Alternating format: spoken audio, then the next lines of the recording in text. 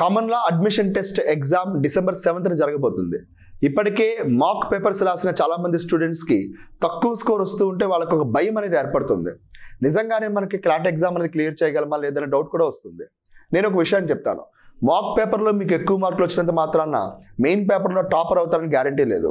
అలాగే ఇక్కడ తక్కువ వచ్చినంత మాత్రాన అక్కడ కూడా తక్కువ వస్తాయని గ్యారంటీ కూడా లేదు. అయితే ఇక్కడ మీరు గమనించాల్సిందల్లా ఏంటంటే మీ ప్రిపరేషన్ స్ట్రాటజీని ఈ 7 days పాటు ఒక ఫైన్ ట్యూన్ చేసుకోండి. అది ఎలా అంటే ఇప్పటి వరకు రాసిన అన్ని మాక్ పేపర్స్ మీరు 10 రాసారా, 5 రాసారా, 20 రాసారా, 100 రాసారా తెలియదు, కానీ ఆ మాక్ పేపర్స్ అన్నీ కూడా ఒక్కసారి క్షుణ్ణంగా పరిశీలించుకోండి. ఏ సెక్షన్లో మీకు తక్కువ వస్తున్నాయి, అందులో కూడా ఏ టైప్ ఆఫ్ క్వశ్చన్స్ తక్కువ వస్తున్నాయి. ఫర్ ఎగ్జాంపుల్ లీగల్ యాప్టిట్యూడ్ అనుకోండి. లీగల్ యాప్టిట్యూడ్లో చాలామంది students yes or no questions ఏవైతే ఉంటాయో క్వశ్చన్ ఇచ్చేసి అక్కడ ఎస్ తప్పు చేశాడా లేదా, నో తప్పు చేయలేదు, లేదా లైబులా నాట్ లైబుల్ అని క్వశ్చన్స్ ఉంటాయి. ఇలాంటి క్వశ్చన్స్ దగ్గర కొంచెం కంగారు పడుతూ ఉంటారు. ఆ క్వశ్చన్స్ని ఎలా హ్యాండిల్ చేయాలనేది మీ మెంటార్స్తో మాట్లాడండి, హ్యాపీగా వాళ్ళు హెల్ప్ చేస్తారు.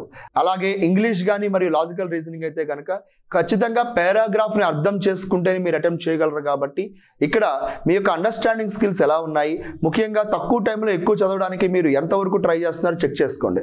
కొంత ఇంప్రూవ్మెంట్ ఉంటుంది.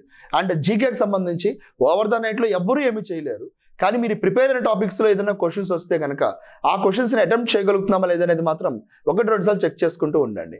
మాక్ పేపర్లో స్కోర్ అనేది పెరగడానికి ప్రయత్నించడం కోసం ఓవర్గా వర్క్ చేయడం కన్నా ఎందుకు తగ్గిపోతున్నాయనే దానిపైన మాత్రం కొంచెం సీరియస్గా వర్కౌట్ చేయండి. ఖచ్చితంగా ఇంప్రూవ్మెంట్ కనిపిస్తుంది. I wish you all the best. Thank you.